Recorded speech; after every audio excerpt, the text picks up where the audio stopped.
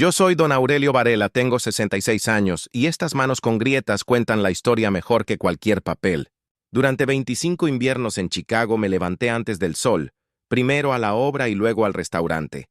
Regresaba de noche con olor a cal y a café quemado, pero con el pecho lleno porque creía que cada dólar guardado era un ladrillo más para la casa de mis hijos. Nunca fui de hablar mucho, yo demostraba con trabajo. Por eso el día que escuché 3 golpes secos en la puerta, no pensé en nada malo. Pensé que sería un vecino o quizá un paquete atrasado. Abrí, y la vida se me partió como vidrio. Eran agentes de migración, trajes oscuros, botas marcando el piso. Me mostraron una orden con mi nombre completo. Aurelio Varela, número, fecha. El más alto dijo: «Señor, tiene que acompañarnos ahora mismo». Yo me quedé mirando las letras que no querían acomodarse en mi cabeza. Sabía que mis papeles estaban incompletos, sí, pero también sabía que jamás había hecho daño a nadie. Cuando levanté la vista buscando aire, la vi a ella, Mireya, parada detrás de mí, cruzada de brazos, la cara lisa como un plato frío.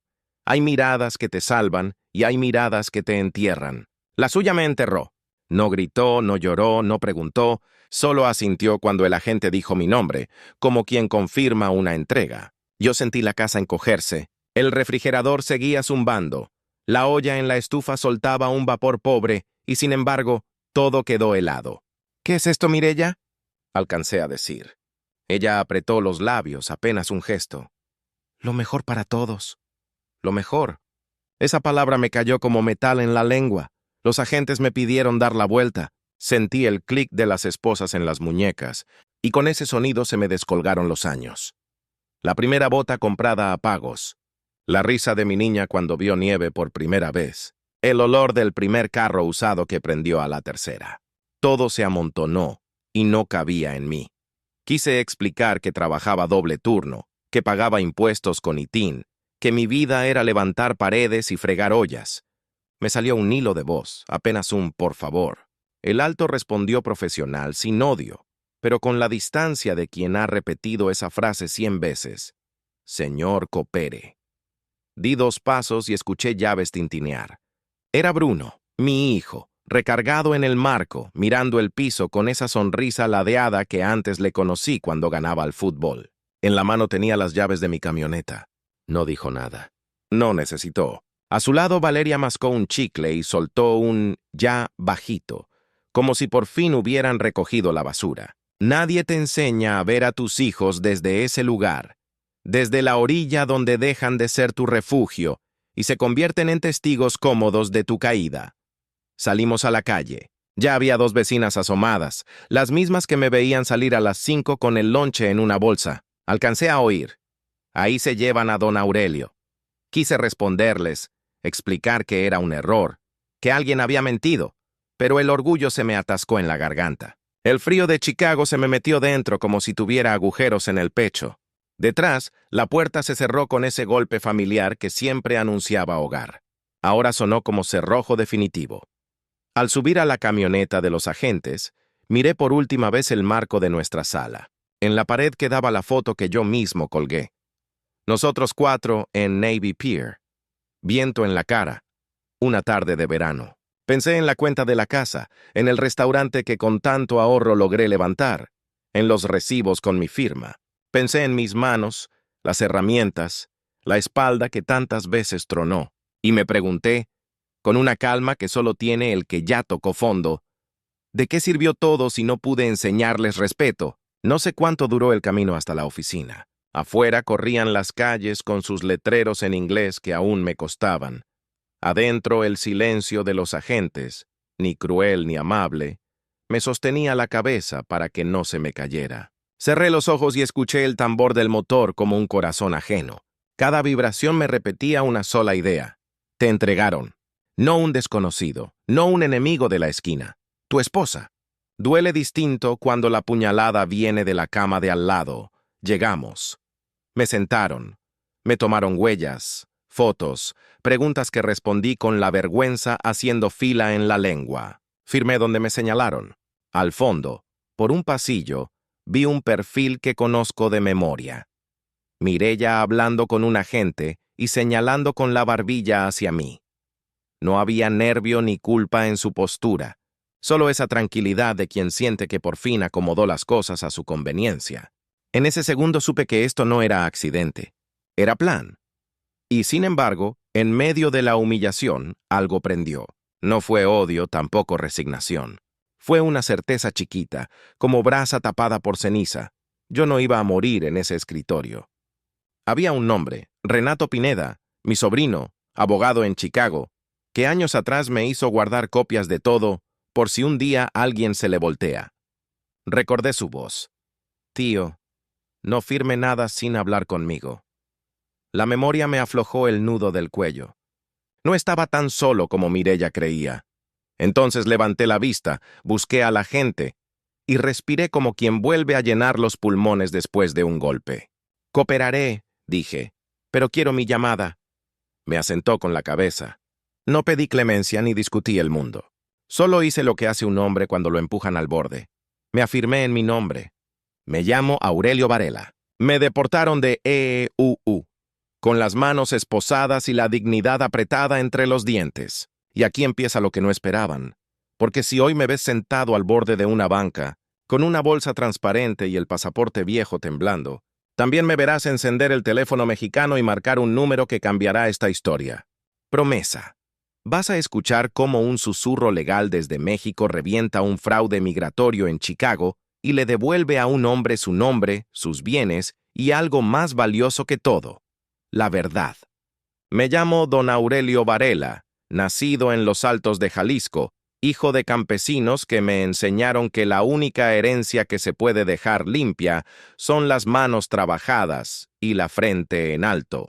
Desde que crucé la frontera a los 40 años, con miedo en la mirada y un corazón lleno de ilusiones, me prometí que no iba a regresar con las manos vacías.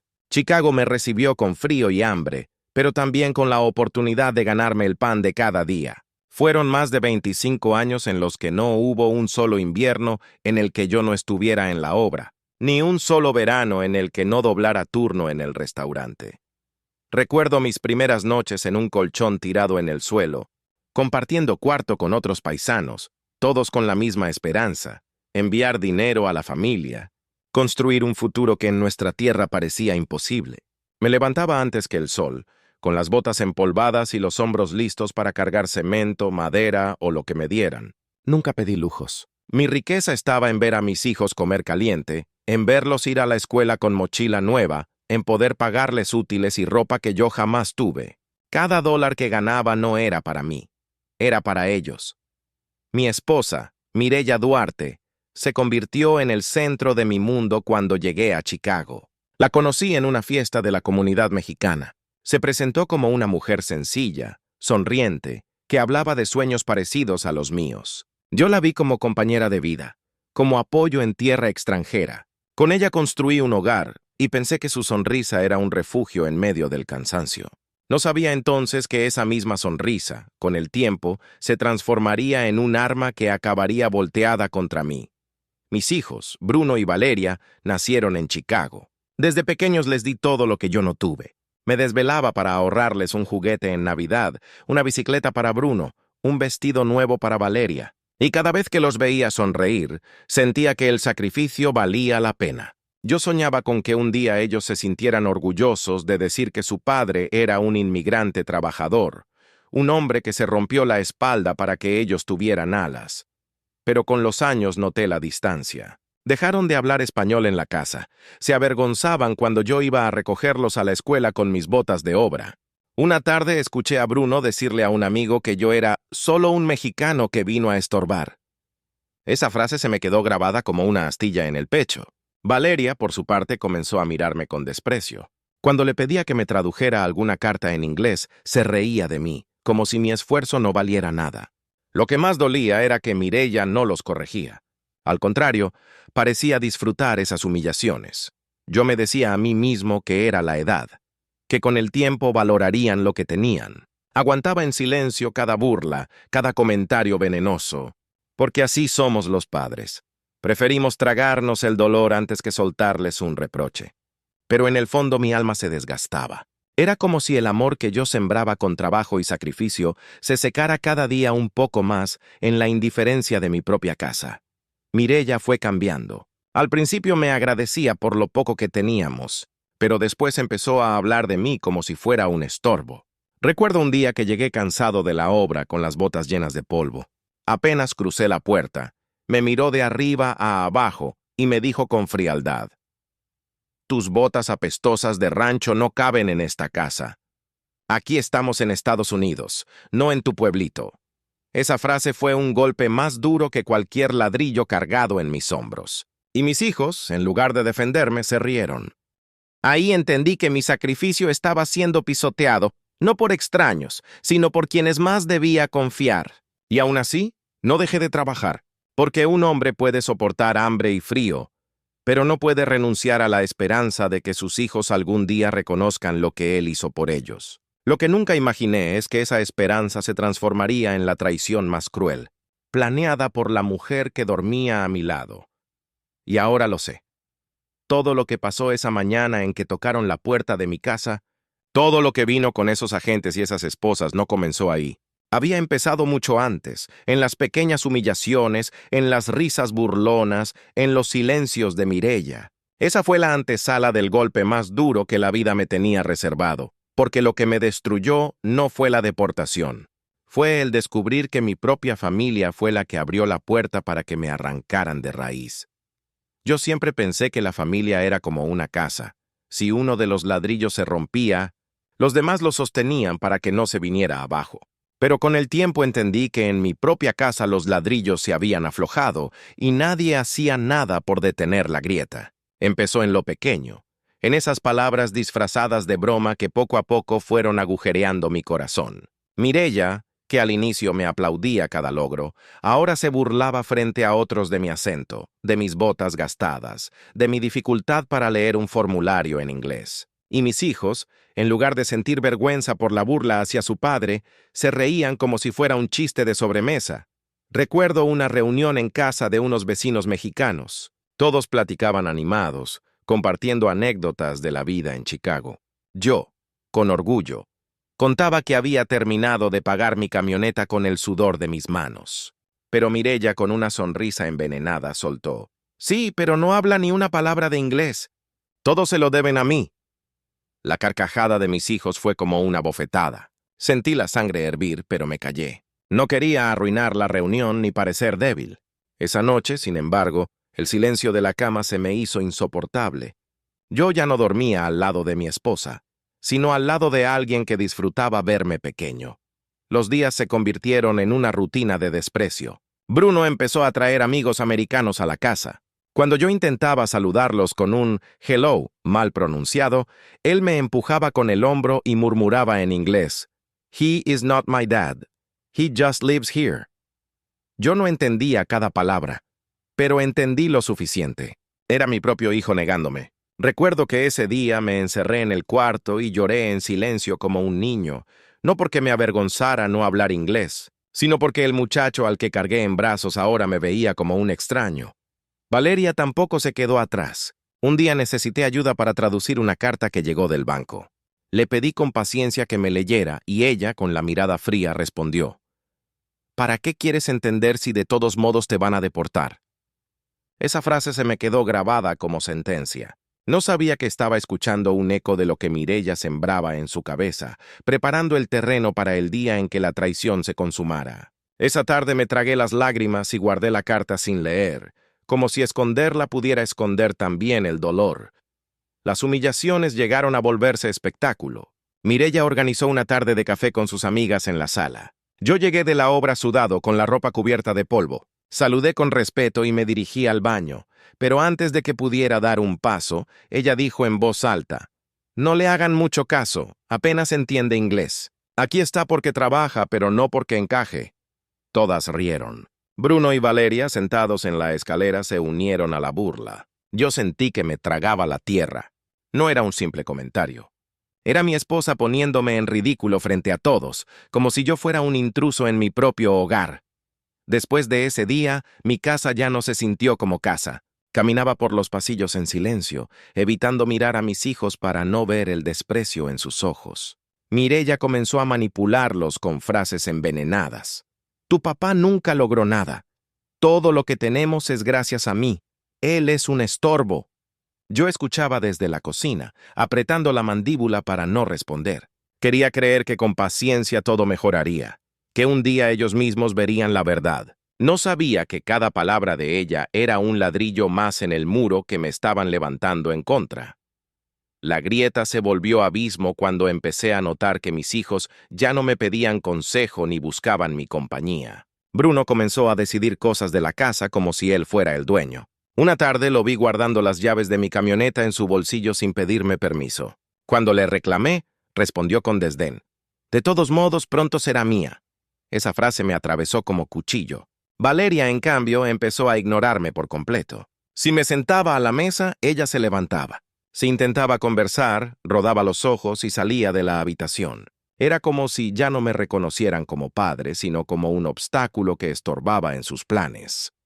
Yo intentaba refugiarme en el trabajo. Cada vez que la burla me golpeaba, me decía a mí mismo, «Aguanta, Aurelio. Esto es por ellos». Me repetía esa frase como si fuera un rezo. Pero en las noches, al recostar la cabeza, lo único que escuchaba eran las voces de mis propios hijos repitiéndome que no servía, que no valía nada. Y cada vez que cerraba los ojos, veía la sonrisa satisfecha de Mireya. Esa sonrisa que un día me enamoró, ahora era el látigo que me recordaba que estaba perdiendo mi lugar en mi propia familia. Lo peor fue cuando comprendí que la traición ya no era solo emocional. Empezaron a llegar rumores de los vecinos. Una señora mexicana que vivía a 2 casas se acercó un día y me dijo bajito, «Don Aurelio, tenga cuidado. Su esposa anda diciendo cosas feas de usted, que roba identidades, que usa papeles falsos, quiere que migración se lo lleve». Sentí que se me acababa el aire. Yo, que siempre había trabajado derecho, que nunca en mi vida levanté $1 sucio, ahora era señalado por mi propia esposa como un delincuente. Ese fue el punto de quiebre. Comprendí que lo que venía no era casualidad, que se estaba cocinando algo más grande. Mireya ya no solo quería ridiculizarme, quería borrarme. Lo entendí tarde, cuando la grieta ya se había vuelto un abismo y mis propios hijos estaban del otro lado, viéndome caer con indiferencia. La primera vez que escuché los golpes en la puerta de manera distinta, con esa fuerza que no anuncia visita sino problema, sentí como el corazón se me encogía en el pecho. Eran 2 agentes de migración con sus placas brillando bajo el sol. Me preguntaron por mi nombre completo y dijeron que tenían que revisar la casa por denuncias de que ahí vivía un ilegal. Sentí que la sangre se me bajaba hasta los pies. Yo, que llevaba más de 2 décadas partiéndome el lomo, de repente era reducido a esa palabra ilegal. Miré hacia atrás, buscando apoyo en Mireya. Ella estaba de brazos cruzados, fingiendo sorpresa. Puso cara de yo no sé nada. Pero sus labios, apenas curvados en una sonrisa escondida, me dijeron la verdad que los agentes no sabían. Esa visita tenía su firma detrás. Les abrió la puerta con la naturalidad de quien recibe amigos y los fue guiando por la casa. Yo apenas podía seguirlos con el estómago revuelto, viendo cómo mis propios hijos, Bruno y Valeria, observaban desde la escalera, riéndose por lo bajo, como si todo fuera un espectáculo gratuito. Los agentes revisaron cada rincón, la sala, la cocina, los cuartos. Pedían documentos, preguntaban detalles. Yo temblaba por dentro, aunque sabía que no debía nada. Tenía comprobantes de trabajo, recibos, hasta cartas de recomendación de mis patrones. Pero la forma en que Mireya los acompañaba, casi como una anfitriona, me dejó claro que no era la primera vez que hablaba con ellos. Era como si los hubiera estado esperando. Cuando se marcharon sin detenerme, respiré como si volviera a nacer. Cerré la puerta y me quedé unos segundos apoyado contra ella, sudando frío. Apenas iba a preguntar qué había pasado cuando escuché la voz de Bruno detrás de mí. «No te emociones, papá. La próxima vez no vas a tener tanta suerte».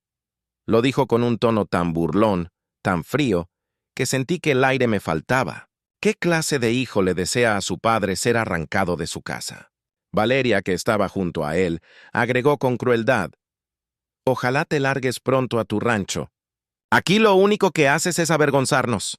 Esa frase me atravesó como puñal. Yo, que tantas veces los llevé a la escuela en mi camioneta, que tantas veces me quedé sin cenar para que ellos tuvieran zapatos nuevos, ahora escuchaba de su boca que yo era una vergüenza. Me quedé callado, con las manos temblando, porque sabía que cualquier palabra podía ser usada en mi contra por Mireya.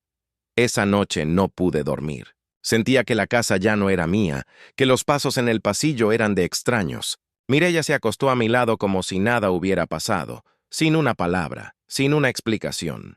Pero yo escuchaba su respiración tranquila y me preguntaba cómo podía estar tan serena después de haber abierto la puerta a quienes podían destrozar mi vida. En el silencio, comprendí que el enemigo dormía en mi propia cama. Al día siguiente fui al banco a revisar mis cuentas. Pensé que quizá exageraba, que todo podía ser paranoia mía. Pero cuando pedí retirar un poco de dinero, el cajero me dijo que ya no tenía acceso, que la cuenta había sido modificada. Sentí un vacío en el estómago. Volví a casa a pedir explicaciones y Mireya, con una calma venenosa, me dijo: «Es que tú no sabes administrarte. Yo cuido mejor el dinero». Fue en ese instante que entendí que no solo me quería fuera del país, también me quería despojado de todo lo que levanté con mis manos. Una vecina, doña Mariela, se me acercó unos días después, cuando salía rumbo a la obra. Con voz baja me advirtió: «Don Aurelio, tenga cuidado. Su mujer anda diciendo que usted usa papeles chuecos. Quiere que lo agarren». Esa frase me heló la espalda. ¿Cómo podía inventar semejante mentira? Nunca en mi vida robé ni un centavo, nunca falsifiqué nada. Todo lo que tenía lo gané honrado a sudor y cansancio. Pero ahí estaba la semilla de la traición, creciendo en boca de Mireya, lista para florecer en mi desgracia. Ese primer amago de migración fue como un ensayo general. Ese día comprendí que mi vida estaba en riesgo no por la ley, sino por quienes compartían mi techo. Yo podía soportar que un extraño me señalara, pero no que mi propia esposa conspirara contra mí. Lo peor era que mis hijos, en vez de tenderme la mano, se sumaban a su bando, felices de verme caer. Esa grieta ya no tenía remedio. Lo que venía era inevitable. Y en el fondo, mientras cargaba costales en la obra y lavaba platos en el restaurante, una voz me repetía: «Prepárate, Aurelio. La próxima vez no será un susto. La próxima vez vendrán por ti de verdad». Era una mañana como tantas otras en la bodega de materiales a las afueras de Chicago. Yo estaba acomodando costales de cemento, con el sudor corriéndome por la frente y el frío del invierno cortándome las manos. No sospechaba nada. Ni siquiera me pasó por la mente que ese día sería el último en el que trabajaría en suelo americano como hombre libre. A eso de las 10, escuchamos el sonido de 2 camionetas blancas entrando al estacionamiento. No eran de reparto, lo supe de inmediato. Los compañeros dejaron lo que tenían en las manos, y un silencio pesado nos envolvió. Cuando los agentes bajaron, no hubo duda. Venían por mí. Pronunciaron mi nombre en voz alta: Aurelio Varela. Todos voltearon a mirarme. Sentí las piernas doblarse, pero me quedé de pie. Traté de explicar que yo solo era un trabajador que no le debía nada a nadie. Ni siquiera me dejaron terminar. En segundos me esposaron frente a mis compañeros, como si fuera un delincuente. Esa humillación jamás se borrará de mi memoria. Escuché murmullos, unos con lástima, otros con miedo, y alguno hasta con una sonrisa escondida. Yo quería gritar que era inocente, que lo único que había hecho era trabajar, pero el nudo en mi garganta me lo impidió. Mientras me llevaban hacia la camioneta, sentí la mirada de mis compañeros clavada en la espalda. El golpe del metal de las esposas contra mis muñecas no dolía tanto como la vergüenza que me subía al rostro. En ese instante, mi vida de trabajador se terminó. Yo, que había soportado tormentas de nieve cargando madera, que había dejado la piel en cada turno, ahora era reducido a un número en un papel de deportación. Y entonces ocurrió lo que me quebró aún más. Entre los curiosos que se habían juntado afuera, reconocí un carro negro. Era el de Mireya. Bajó tranquila, sin prisa, como quien llega a presenciar un espectáculo anunciado. A su lado venían Bruno y Valeria. No tenían miedo ni preocupación. Tenían la calma de quien ya sabía lo que iba a pasar. Bruno se adelantó unos pasos. En la mano traía el manojo de llaves de mi camioneta. Me miró directo, levantándolas en alto como si fueran un trofeo. Sonrió de lado, esa misma sonrisa que yo había visto cuando niño después de meter un gol, solo que ahora no era de alegría, era de burla. Sentí que el alma se me partía en dos. Mi propio hijo celebraba que su padre fuera llevado como un criminal. Valeria no se quedó atrás. Se cruzó de brazos y con voz clara y fría dijo una sola palabra que se me grabó como hierro caliente. Por fin. Yo la escuché fuerte, aunque intenté fingir que no. Por fin. Como si hubiera estado esperando ese momento toda su vida. Como si el hecho de que su padre desapareciera esposado fuera motivo de alivio. ¿Cómo se rompe el corazón de un hombre? No con balas, sino con frases como esa. Mireya se acercó hasta quedar lo suficientemente cerca para que solo yo pudiera escucharla. Con esa calma venenosa que siempre tuvo, me susurró. Ya se acabó, Aurelio. Todo lo que hiciste ahora es mío. No gritó, no se burló. Lo dijo con frialdad, como quien firma un contrato. Esas palabras dolieron más que las esposas, más que las miradas de mis hijos. Me estaban despojando no solo de mis bienes, sino de mi vida entera, y lo hacían con la tranquilidad de quien cree tener la victoria asegurada. Los agentes me empujaron hacia la camioneta. Subí con la cabeza agachada, sintiendo que había perdido todo.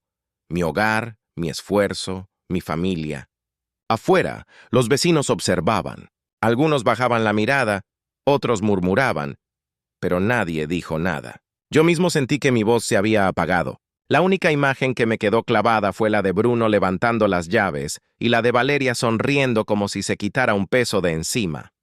El trayecto hacia la estación de migración fue eterno. Afuera pasaban las calles de Chicago que yo había recorrido tantas veces con ilusión, ahora convertidas en escenarios de mi desgracia. Adentro, el zumbido del motor me recordaba una y otra vez que estaba siendo arrancado de todo lo que conocía. Cerré los ojos, y lo único que veía eran los rostros de Mireya y mis hijos, convertidos en verdugos. Y allí, en ese asiento frío, esposado y derrotado, comprendí lo más doloroso. No era migración quien me quitaba la vida que había construido. Era mi propia familia. Y esa traición, más que la deportación misma, fue lo que me condenó. Esa noche me dejaron en una celda fría, de esas con paredes grises y un foco amarillo que nunca se apaga. El colchón era delgado, la manta áspera, y alrededor de mí había hombres igual que yo. Unos lloraban, otros maldecían, otros miraban al vacío como si ya no quedara nada. Yo me senté en silencio, con las manos entrelazadas, la cabeza agachada y el corazón hecho pedazos. El eco de las esposas aún me retumbaba en los huesos. Pero lo que más dolía no era el metal en mis muñecas. Era la imagen de Mireya, de Bruno y de Valeria celebrando mi caída. Cerré los ojos y escuché voces en mi cabeza. Eran las de mis hijos burlándose, diciendo que ya no estorbaba. Eran las palabras de Mireya repitiéndose como un veneno. Todo lo que hiciste ahora es mío. Esa frase se convirtió en un látigo dentro de mí, golpeándome una y otra vez. No podía dormir. No podía pensar en nada más. Cada vez que respiraba, lo hacía con la garganta apretada, como si la traición me estuviera estrangulando por dentro. Recordé mis primeros años en Chicago. El colchón tirado en el suelo, las botas gastadas, las madrugadas heladas. Me vi trabajando bajo la nieve, aguantando dolores de espalda, comiendo pan duro para ahorrar unos dólares más. Todo eso lo había hecho con un propósito, darle a mi familia lo que yo no tuve. Y ahora, sentado en esa celda, me preguntaba si había valido la pena, porque lo que más duele no es que el sacrificio se pierda, sino que quienes deberían valorarlo lo tiren a la basura. Uno de los hombres de la celda se me acercó.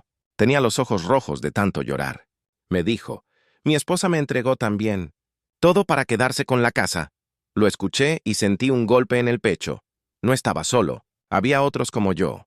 Hombres que dieron todo y recibieron traición a cambio. Esa noche me di cuenta de que la cárcel de migración no era solo de paredes. Era también un espejo donde se reflejaban las heridas de miles como yo. Pero en medio de esa oscuridad, dentro de mí comenzó a crecer algo distinto. No era resignación, no era miedo, era coraje. Un coraje que ardía como brasa bajo la piel, que me decía que aquello no podía terminar así. Cerré los puños y me dije en silencio, esto no se va a quedar así. Me las van a pagar. No sabía cómo, no sabía cuándo. Pero lo supe con certeza, no me iban a enterrar vivo. Pensé en mi sobrino Renato Pineda, aquel abogado joven que una vez, tomando café en su oficina, me advirtió, tío, guarde copias de todo. Nunca firme nada sin consultarme. La gente cambia cuando hay dinero de por medio. En ese momento, cuando me lo dijo, pensé que exageraba, pero ahora, en esa celda helada, sus palabras regresaron como un rayo de esperanza. Recordé que él tenía guardadas copias de escrituras, comprobantes, facturas, todo lo que yo había construido. Y por primera vez desde que me esposaron, sentí que aún quedaba un hilo al que agarrarme. Esa chispa me sostuvo en medio de la noche más larga de mi vida. Mientras los demás lloraban o se rendían, yo apreté los dientes y alimenté ese pensamiento. No estoy acabado. Tengo cómo pelear. Y voy a hacerlo. Fue como si en lugar de dormir, pasara toda la noche forjando una promesa en el silencio. Que Mireya pagaría por cada burla, por cada mentira, por cada golpe bajo. Cuando los guardias pasaban por el pasillo, yo levantaba la vista con firmeza. Por dentro seguía roto, pero esa llama ya no me la podían apagar. Comprendí que podían deportarme. Podían sacarme de Chicago. Podían quitarme la casa y el restaurante. Pero había algo que jamás podrían arrebatarme. La dignidad de levantarme de nuevo. Al amanecer, mientras el sol entraba apenas como una línea por la rendija de la ventana, me repetí 3 veces la misma frase. Me las van a pagar. Me las van a pagar. Me las van a pagar. Y con cada repetición, esa celda dejó de ser mi tumba y se convirtió en el lugar donde nació mi pacto interno. Yo no iba a morir derrotado. Iba a regresar con fuerza, aunque fuera desde México. Porque en la vida, a veces necesitas tocar fondo para descubrir la rabia que te levanta. Y esa noche, esposado y traicionado, lo descubrí. Todavía me quedaba la voluntad de pelear. El día que me subieron al avión rumbo a México lo recuerdo como si lo hubiera vivido en cámara lenta. No me dejaron regresar a mi casa, no me dejaron despedirme de nada. Salí con lo puesto. Un pantalón de mezclilla gastado, una camisa vieja y una bolsa transparente con mis pertenencias. Caminaba esposado entre otros hombres, como si fuéramos delincuentes y no padres de familia que lo único que hicieron fue trabajar. Cada paso hacia la escalerilla del avión era un peso más sobre mis hombros, como si me arrancaran pedazos de los 25 años que pasé en Chicago. Al sentarme en el asiento del avión, la vista se me nubló. Miré por la ventanilla cómo las luces de la ciudad se iban haciendo pequeñas. Esa ciudad me lo había dado todo y al mismo tiempo me lo estaba quitando todo. Me tragué las lágrimas porque no quería que los guardias me vieran débil, pero por dentro me sentía vacío. Lo peor no era dejar Chicago. Lo peor era saber que la traición venía desde adentro, desde mi propia casa. ¿Cómo se sigue adelante después de que tu esposa y tus hijos son los que te ponen la soga al cuello? El vuelo fue un suplicio. Algunos lloraban a gritos, otros maldecían a los agentes, pero yo me quedé callado, mirando fijo al suelo. El sonido de los motores me recordaba un tambor que marcaba el final de una etapa. No llevaba conmigo fotografías ni recuerdos materiales, todo lo que había construido se quedaba allá, en manos de Mireya, en los bolsillos de Bruno y Valeria. Era como si me hubieran borrado de mi propia historia. Cuando el avión aterrizó en Guadalajara, lo primero que sentí fue el calor seco del aire mexicano. En otro momento me habría emocionado de volver a mi tierra, pero no ese día. No sentí orgullo, no sentí alivio, sentí vergüenza, como si hubiera fracasado. Miraba alrededor y veía familias recibiendo a los suyos con abrazos y lágrimas de alegría. Yo no tenía a nadie esperándome. Nadie me abrazó, nadie me llamó por mi nombre. Caminé solo hacia la salida, con mi bolsa transparente en la mano, como si fuera basura que habían arrojado desde otro país. Tomé un taxi hasta el rancho de un primo lejano, en los Altos de Jalisco. Cuando me abrió la puerta, me miró de pies a cabeza y lo primero que me dijo fue: «Aurelio, ¿qué te pasó? Te ves acabado». No supe qué responder. Solo bajé la cabeza y murmuré: «Me deportaron». Me dio un cuarto pequeño con una cama de tablas y un colchón duro. Esa noche me acosté mirando el techo, con lágrimas corriéndome por las sienes, preguntándome cómo era posible que después de tantos años de trabajo, terminara reducido a eso. Un hombre derrotado, sin familia, sin bienes, sin rumbo. Los primeros días en México fueron un infierno. Caminaba por el pueblo y algunos me saludaban con respeto porque sabían que yo había vivido en Estados Unidos. Pero dentro de mí no había orgullo, había vergüenza. Sentía que todos me miraban como un fracasado, como alguien que lo perdió todo. Me sentaba en la plaza viendo a los niños correr y pensaba en Bruno y Valeria cuando eran pequeños, en cómo alguna vez también jugaron así y en cómo ahora me veían como un estorbo. La impotencia me llenaba los ojos de lágrimas. Fue entonces cuando sonó mi teléfono. Era un número de Chicago. Contesté con miedo, pensando que sería una burla más. Pero al otro lado escuché la voz firme de Renato Pineda, mi sobrino abogado. «Tío, no se preocupe». Ya me enteré de todo. Sé lo que hizo Mireya y ya estoy moviendo lo que tenemos guardado. «Usted no está solo». Esas palabras fueron como un salvavidas lanzado en medio del naufragio. Sentí que volvía a respirar después de días de ahogarme en silencio.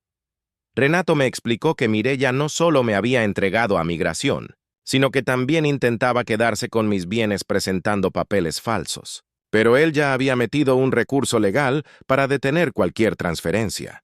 Tenía las escrituras de la casa, los papeles del restaurante y hasta los documentos de la camioneta.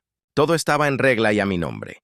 Mireya creía que con mi deportación se quedaría con todo, pero no contaba con que yo había tenido la precaución, gracias a Renato, de poner cada cosa bajo mi nombre con copias guardadas en una caja fuerte de su oficina. Mientras Renato hablaba, yo me quedé en silencio, con lágrimas bajándome por el rostro. No eran de tristeza, eran de alivio. Después de tantos días sintiéndome traicionado, alguien por fin me estaba hablando con lealtad. Me di cuenta de que aún quedaba una chispa de esperanza. Que aunque Mireya creyera que me había borrado, todavía tenía cómo defenderme. Esa noche, acostado en la cama dura del rancho, ya no me sentí del todo derrotado. Cerré los ojos y me repetí. Ella piensa que ganó, pero no sabe lo que viene. No sabe que todavía tengo un as bajo la manga. Y esta vez no me voy a dejar. Las mañanas en el rancho eran frías y silenciosas. Yo me despertaba antes de que cantaran los gallos, con el corazón apretado por la incertidumbre. Caminaba por el patio polvoriento, veía el sol levantarse detrás de los cerros y me preguntaba si algún día recuperaría mi vida. Pero esa mañana sonó de nuevo el teléfono, y la voz firme de Renato me devolvió un aire distinto. «Tío, ya congelé las cuentas. Mireya no puede mover ni $1. Sus papeles falsos se van a caer en cualquier momento». Me quedé callado, con el teléfono temblando en mis manos. No era solo un asunto de dinero, era mi dignidad. Era la prueba de que mi sacrificio de tantos años no había sido en vano. Renato me explicó con detalle. Había llevado al juzgado copias certificadas de todas las escrituras, facturas y contratos que guardamos hacía años. Cada documento tenía mi nombre, cada firma estaba respaldada. Mireya pensaba que todo estaba bajo su control, pero en realidad había caído en su propia trampa. Ese día escribí en mi cuaderno de rayas: «No estoy acabado. Todavía puedo luchar». Mi voz no se apagó con la deportación. Y mientras anotaba cada palabra, me di cuenta de que esa libreta se estaba convirtiendo en mi testimonio, en la memoria viva de mi verdad. Renato no se detuvo ahí.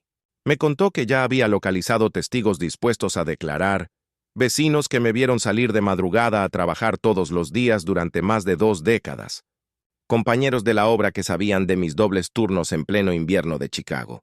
Incluso una señora de la comunidad mexicana que había escuchado a Mireya presumir en una reunión que algún día se quedaría con todo lo mío. Esa mujer ahora estaba lista para hablar en la corte. Mientras me lo contaba, yo apretaba los puños en silencio. Sentía una mezcla de alivio y coraje.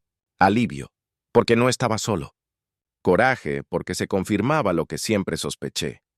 Mireya llevaba años planeando mi caída, como una fiera esperando el momento justo para atacar.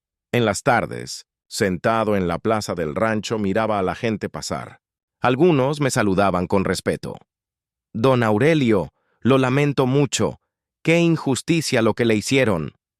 Yo solo asentía, pero por dentro pensaba: ellos no saben que ya empezó la contraofensiva, que lo que Mireya pensaba que era su victoria, en realidad será su condena. Una noche Renato me habló por videollamada. Estaba en su oficina, rodeado de carpetas y papeles. Con los ojos cansados, pero con una convicción de acero, me dijo: «Tío, también descubrí algo más. Mireya se casó con un ciudadano americano antes que con usted, solo por papeles. Eso es fraude. Ya tengo pruebas de ese matrimonio y lo vamos a usar». Yo me quedé helado. recordando todas las veces que ella me juró que nunca había amado a nadie antes de mí. Ese engaño era la raíz de todo. Dormí poco esa noche, pero lo poco que dormí lo hice con una sonrisa amarga. Me repetía, la justicia existe, aunque tarde. Y yo no voy a morir derrotado. El aire fresco de la madrugada me supo diferente al día siguiente. Ya no respiraba solo resignación. Ahora respiraba estrategia, respiraba resistencia. En los días siguientes, cada llamada de Renato era un ladrillo en la muralla que empezaba a levantar otra vez. Ya frenamos la venta de la casa, me decía. El restaurante no puede ser transferido. Los jueces ya vieron que sus firmas son auténticas y que las de Mireya están alteradas. Cada frase era como agua en medio del desierto. Yo cerraba los ojos y podía imaginar la cara de Mireya al darse cuenta de que su plan perfecto se resquebrajaba. Mientras en Chicago la guerra legal se intensificaba, yo en el rancho no dejaba de recordar cada humillación, cada desprecio de mis hijos y de mi esposa. Y en lugar de debilitarme, esos recuerdos se convertían en gasolina. Porque entendí algo. Ya no peleaba solo por mis bienes. Peleaba por mi nombre, por mis manos callosas, por los 25 años de sacrificio que nadie me podía arrebatar. Los días pasaban en el rancho y cada noticia que me daba Renato era un golpe contra Mireya. Pero como fiera acorralada, ella no se quedó quieta. Una tarde, mientras yo ayudaba a mi primo a arreglar una cerca de alambre, sonó mi teléfono con un número desconocido. Al contestar, escuché su voz, fría y venenosa como siempre. Aurelio, olvídate de todo. Aquí ya no pintas nada. Tus hijos son míos, tus cosas son mías. Tú estás enterrado en ese rancho. Sentí que la sangre me hervía, pero respiré hondo y le respondí firme. Te equivocas, Mireya. No me enterraste. Apenas despertaste a alguien que ya no se va a dejar. Colgó con una risa sarcástica, pero yo supe que esa risa era nerviosa. Renato me confirmó esa misma noche que ella estaba desesperada. Había intentado mover dinero de cuentas bancarias usando mi firma falsificada. Los jueces la habían detenido en seco, pero el simple hecho de intentarlo demostraba que estaba perdiendo el control. Yo cerré los ojos e imaginé su cara, ya no de soberbia, sino de frustración. Esa imagen me dio fuerza. Lo más doloroso fue cuando mis propios hijos comenzaron a atacarme públicamente. Alejandro publicó en redes sociales: mi papá siempre fue un ilegal, un estorbo. Todo lo que tuvimos fue gracias a mi mamá. Leí esas palabras con los ojos nublados por las lágrimas. No solo me dolía que lo pensara, me dolía que lo gritara al mundo como si fuera orgulloso de ello. Días después, Valeria grabó un video con unas amigas riéndose diciendo: «Por fin se largó, ahora sí somos libres». Al escuchar esas palabras en mi celular, sentí que un cuchillo me atravesaba el pecho. Mi propia hija, aquella a la que llevé de la mano el primer día de escuela, se burlaba de mí como si fuera un estorbo que había desaparecido. Renato, sin embargo, fue claro conmigo. «Tío, no se deje abatir. Todo eso que dicen será prueba de que ellos están manipulados. Sus palabras en redes sociales se volverán evidencia contra Mireya, porque muestran que ella los ha envenenado contra usted». Yo asentí en silencio, apretando los dientes. Era difícil, sí, pero también era cierto. Cada ataque se convertiría en un boomerang. Mientras tanto, Mireya no se cansaba de inventar historias. Fue a la corte con papeles falsos diciendo que yo había usado identidades robadas para trabajar. Decía que nunca tuve documentos válidos, que todo lo que gané fue con trampas. Cuando Renato me lo contó, sentí un fuego en el pecho. Si algo siempre había sido mi orgullo, era mi trabajo honesto. Aguantar frío, cargar costales, doblar turnos, pero nunca robar. Que me acusara de eso era la puñalada más baja. En el pueblo, algunos paisanos que se enteraban de mi situación me daban palmadas en la espalda. «Don Aurelio, no se deje. Todos aquí sabemos que usted es un hombre derecho». Esas palabras me mantenían de pie, porque aunque mi familia me diera la espalda, la gente que me había visto crecer sabía quién era yo. Una noche volví a soñar con la escena de mi deportación.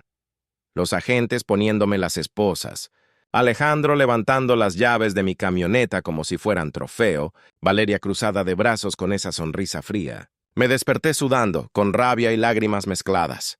Pero en lugar de quebrarme, me levanté, Escribí todo en mi cuaderno y me dije, cada lágrima será un ladrillo en la pared que los va a aplastar. Renato me contó después que Mireya incluso intentó sobornar a una testigo, ofreciéndole dinero para que no declarara en su contra sobre el matrimonio fraudulento que tuvo con el gringo. Pero la mujer, en lugar de ceder, fue directo a la corte a denunciarla. Esa jugada desesperada fue otro clavo en el ataúd de Mireya. Yo desde el rancho, aunque lejos, sentía cómo la balanza comenzaba a inclinarse, y aunque los ataques de mis hijos me seguían desgarrando el alma, también sabía que cada mentira, cada burla, cada palabra de desprecio era una prueba más contra Mireya. Ella todavía creía que tenía poder, pero en realidad estaba cavando su propia tumba. El rumor de lo que estaba pasando con Mireya empezó a correr por la comunidad mexicana en Chicago. Los vecinos que me vieron durante años salir a las 5 de la mañana con mis botas polvorientas y mi lonchera, comenzaron a recordar en voz alta quién era el verdadero trabajador en esa casa. Renato me llamó una tarde y me dijo emocionado, «Tío, los paisanos se están organizando. Han hablado con periodistas locales para contar su versión. Todos dicen lo mismo, usted nunca le hizo daño a nadie, siempre fue un hombre derecho». Esa noticia me sacudió el alma, porque durante meses había sentido que estaba solo, que el mundo me había dado la espalda. Saber que la gente que realmente me conocía levantaba la voz por mí fue como volver a respirar después de un naufragio. Esa noche en el rancho, me senté en el portal con mi cuaderno y escribí, «La verdad empieza a caminar sola». Los primeros artículos aparecieron en un periódico latino de Chicago. El titular era claro, «Hombre mexicano traicionado por su esposa enfrenta deportación injusta». Renato me envió la foto de la portada al celular y cuando la vi, las lágrimas corrieron solas. No eran de tristeza, eran lágrimas de dignidad recuperada. Por fin alguien estaba contando mi historia no como la de un ilegal, sino como la de un padre que dio su vida trabajando. Mireya, en cambio, comenzó a sentir el rechazo. Me llegó un video que me mandó Renato. Ella saliendo de un supermercado, rodeada de mujeres latinas gritándole, «¡Ratera! ¡Traicionera!». Ella bajaba la mirada, intentaba caminar rápido, pero las voces la seguían. «Así pagaste al hombre que te dio todo, Dios te va a juzgar». Al verlo, no sentí alegría, sentí justicia. Porque la traición más grande no podía quedarse escondida. Alejandro y Valeria también empezaron a cargar con las consecuencias. En el trabajo a mi hijo lo encararon varios compañeros. «¿Cómo pudiste traicionar a tu padre?». Algunos hasta le dieron la espalda dejándolo aislado. A Valeria en la escuela la señalaban con dedos acusadores. La llamaban «hija de la traidora». Renato me contaba todo, y aunque me dolía saber que sufrían, también entendía que era el peso natural de las decisiones que tomaron. Lo más impactante fue una reunión comunitaria en Chicago. Un grupo de paisanos con los que trabajé en la construcción se juntó y dieron declaraciones frente a una cámara. Aurelio fue siempre un hombre honesto. Lo vimos cargar tabiques en pleno invierno, lo vimos doblar turnos en restaurantes, nunca le robó nada a nadie. Esa mujer lo entregó solo por ambición. Escuchar esas palabras, aunque fuera desde un video en mi celular, me hizo llorar como un niño. Esa misma semana un canal local de televisión transmitió la nota. Mostraron imágenes de mi casa de la comunidad mexicana opinando y la voz del reportero decía, «Una mujer enfrenta acusaciones por fraude migratorio y despojo contra su propio esposo». Al escuchar mi nombre limpio en televisión, sentí como si al fin la historia estuviera poniéndose del lado correcto. Mireya intentó contraatacar inventando más mentiras, pero ya nadie le creía. Cada vez que abría la boca surgían más testigos para desmentirla. Una vecina contó cómo la había escuchado decir que algún día se quedaría con todo lo mío. Un compañero de trabajo mostró transferencias de dinero que yo le había dado para pagar facturas de la casa. Cada palabra era una piedra que derribaba su castillo de mentiras. Yo, desde el rancho, empecé a caminar distinto. Ya no con la cabeza agachada, sino con la frente en alto. Sí, había perdido mucho. Sí, estaba deportado. Pero también estaba viendo algo que nunca imaginé. Que la verdad, aunque tarde, tenía fuerza propia. Y esa fuerza empezaba a arrastrar a Mireya hacia su caída. Esa etapa me enseñó que uno puede perder familia, puede perder bienes, puede perder incluso un país, pero si conserva la verdad, tarde o temprano esa verdad sale a la luz. Y en mi caso, la luz estaba empezando a iluminar la oscuridad que Mireya había sembrado. El día del juicio llegó como un amanecer que había esperado durante meses. Yo estaba en el rancho, sentado frente a una computadora vieja que me prestó mi primo, conectado por videollamada para seguir la audiencia. Mis manos temblaban, no de miedo, sino de expectativa. Renato, impecable con su traje y corbata, estaba en la sala representándome con esa firmeza que me había devuelto la esperanza. Cuando vi entrar a Mireya por la cámara, sentí un golpe en el pecho. Ya no era la mujer altanera que me había despreciado frente a mis hijos. No. Ahora vestía el uniforme naranja de prisión, esposada, con la mirada baja. Era una imagen dura pero justa. La fiera que me entregó con orgullo a migración. Ahora era señalada como lo que realmente era, una delincuente. El fiscal comenzó a leer los cargos: fraude migratorio, falsificación de documentos, intento de despojo de bienes, conspiración. Cada palabra era un martillazo en mi memoria, recordándome todas las noches que lloré en silencio en aquel cuarto del rancho. Yo escuchaba atento, con el corazón acelerado, mientras veía de reojo cómo Mireya apretaba los labios con rabia. Renato tomó la palabra y empezó a presentar las pruebas. Mostró las escrituras de la casa, del restaurante, los documentos de la camioneta, todo a mi nombre, con fechas que demostraban que yo lo había comprado antes de casarme con ella. Luego sacó las transferencias bancarias de cada mes, donde yo depositaba mi sueldo íntegro para mantener a mi familia. No era un hombre que robaba, era un hombre que se partía el lomo trabajando. Lo más fuerte vino después: el testimonio de la señora que reveló el matrimonio fraudulento de Mireya con un gringo solo para conseguir papeles. La mujer lo dijo claro, sin titubear. Ella me lo confesó, se casó por interés, no por amor. Y después repitió la jugada con Aurelio. Al escucharlo, sentí que mi corazón saltaba. Esa era la prueba que derrumbaba la última careta de Mireya. No soportó más y explotó. Se levantó gritando: ¡Todo eso es mentira! Él me abandonó. Ese dinero me corresponde. El juez la mandó callar de inmediato. Yo la miraba desde México y sentía que el mundo al fin la veía como yo la había visto durante años. Una mujer sin escrúpulos, capaz de destruirlo todo por ambición. En un rincón de la sala estaban Alejandro y Valeria. Los vi con la cámara, serios, con los ojos clavados en el piso. Ya no tenían esa sonrisa burlona. Ya no levantaban llaves como trofeos. Ahora se encogían en sus asientos, cargando la vergüenza de haber apoyado a su madre. Esa imagen me desgarró y me dio alivio al mismo tiempo. Por fin estaban viendo la verdad. El juez pidió silencio y con voz firme pronunció la sentencia: 25 años de prisión federal para Mireya por fraude y falsificación. Esa frase retumbó en mi cabeza como un trueno que partía en dos mi historia. Yo me quedé mudo frente a la pantalla, con lágrimas corriéndome por las mejillas. No eran lágrimas de dolor, eran lágrimas de justicia. Mireya comenzó a gritar, a maldecir, a decir que yo le tendí una trampa.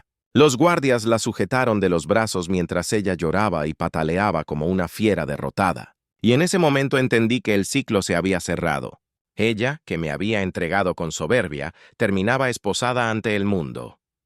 Renato volteó hacia la cámara, me miró directo y con una leve sonrisa me dijo: «Ganamos, tío. Todo lo suyo está a salvo». Yo asentí en silencio, con el corazón latiendo fuerte. Sentía que por fin, después de tantos años de humillaciones, mi nombre quedaba limpio. Y aunque todavía me dolían las heridas de mis hijos, supe que había recuperado lo más importante: mi dignidad. Después del juicio, las noticias no tardaron en difundirse por toda la comunidad latina de Chicago. El nombre de Mireya apareció en periódicos, en programas de televisión, en redes sociales, ya no como la mujer altiva que se sentía dueña de todo, sino como la traidora que entregó a su esposo para quedarse con su dinero. Y con ella, el apellido que también cargaban mis hijos se volvió una marca de vergüenza. Alejandro fue el primero en sentirlo. En su trabajo, donde antes caminaba con aire de superioridad, ahora lo miraban de reojo. Algunos compañeros le dieron la espalda y otros lo enfrentaron directamente. «¿Cómo pudiste apoyar a tu madre?». ¿Cómo traicionas a tu propio padre que se mató trabajando? Lo que antes era burla, se convirtió en aislamiento. Terminó perdiendo su empleo, no porque lo despidieran formalmente, sino porque ya nadie quería trabajar a su lado. Valeria tampoco escapó. En la escuela, las compañeras que antes la rodeaban se apartaron. Circulaba entre pasillos un video del juicio donde su madre aparecía esposada y las chicas la señalaban con risas crueles. «Mira, ahí está la hija de la traidora». Valeria, que tanto desprecio me mostró, que tanto se avergonzó de mis botas de obrero, ahora caminaba con la cabeza gacha, escondiéndose de las miradas acusadoras. Renato me mantenía informado de todo. Una tarde me llamó y me dijo: «Tío, sus hijos están pagando caro las decisiones que tomaron. No hay lugar donde vayan que no se acuerden de lo que hicieron». Es duro, pero era inevitable. Cuando uno apoya la mentira, termina cayendo con ella. Sus palabras me dejaron en silencio, con el corazón dividido entre la tristeza y el alivio. Yo los recordaba de niños, corriendo con sus mochilas nuevas el primer día de clases, riendo en los parques, abrazándome en Navidad cuando llegaba con los regalos. Esos recuerdos eran un puñal cada vez que pensaba en lo que habían hecho. Y sin embargo, no podía evitar que me doliera verlos ahora hundidos en la vergüenza. Porque una cosa es que se equivoquen los extraños, y otra muy distinta es que tus propios hijos te den la espalda. Alejandro intentó defender a su madre públicamente al principio. Escribió en redes: «Mi papá siempre fue un fracasado. Mamá solo buscó justicia». Pero esa publicación se le volvió en contra. Cientos de comentarios lo aplastaron. «Tu padre levantó todo con sus manos. Tú no eres nadie sin él. Eres igual que tu madre, un desagradecido». En lugar de apoyo, recibió insultos y rechazo. Borró la publicación al poco tiempo, pero ya era tarde. Valeria cayó en un silencio helado. Renato me contó que dejó de aparecer en redes sociales, que evitaba a sus amigas, que se pasaba los recreos sola. La misma joven que me gritó «estorbo» el día de mi deportación, ahora conocía en carne propia lo que era sentirse invisible, rechazada. Y aunque parte de mí sentía compasión, otra parte pensaba: así se paga el precio de la traición. La comunidad que alguna vez me vio humillado en la calle ahora hablaba de mí con respeto. Aurelio siempre fue un hombre trabajador. Si sus hijos lo despreciaron, allá ellos. La justicia puso todo en su lugar. Y mientras mi nombre se limpiaba, el de ellos se manchaba con cada día que pasaba. No porque yo lo buscara, sino porque la verdad tenía memoria. Yo desde el rancho, sentado en la banca de la plaza, pensaba en ellos cada noche. No los odiaba. No podía odiar a quienes llevé en mis hombros cuando eran pequeños. Pero tampoco podía olvidar que se unieron a la mujer que me destruyó. Comprendí algo. El castigo más grande para ellos no vendría de mí, vendría de la vida misma. Porque quien niega a su padre, quien se ríe de sus raíces, tarde o temprano termina cargando la vergüenza de su propio reflejo. Ese fue el precio que pagaron mis hijos. No con cárcel, no con golpes, sino con la condena más dura. El desprecio de la misma sociedad que los vio crecer.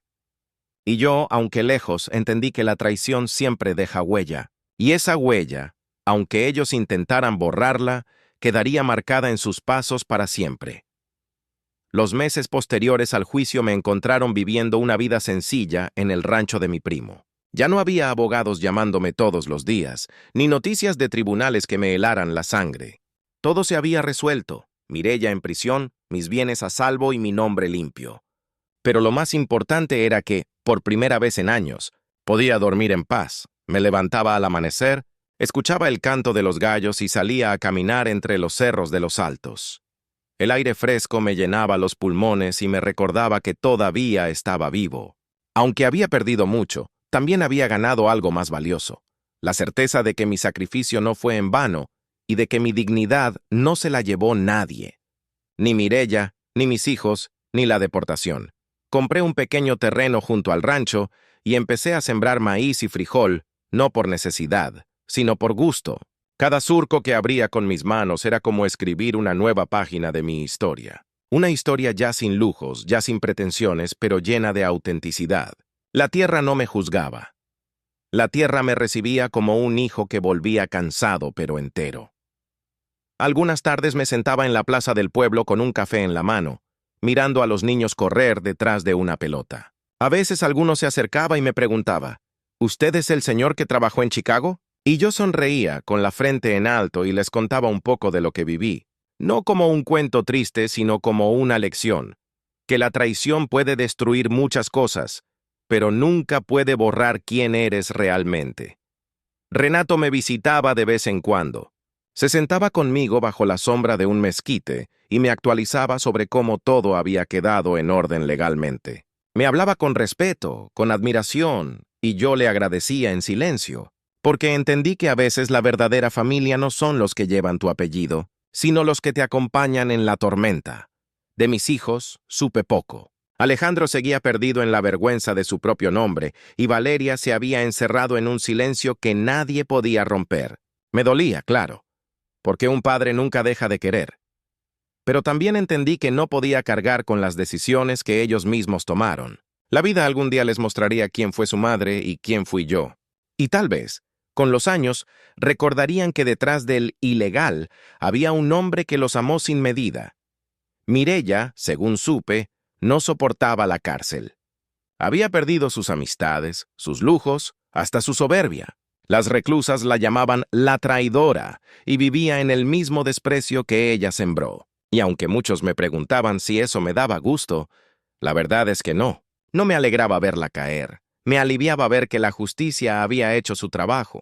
Porque yo no busqué venganza. Yo busqué dignidad. Con el tiempo, comprendí que la vida no siempre se mide en lo que acumulas, sino en lo que resistes. Y yo resistí. Resistí la burla, la traición, la deportación, el desprecio de mis propios hijos. Y aunque me dejaron sin nada en un aeropuerto con una bolsa transparente en la mano, hoy camino con la frente en alto porque sé que la verdad me sostuvo cuando todo lo demás me había abandonado. Al mirar atrás no siento rencor, siento gratitud.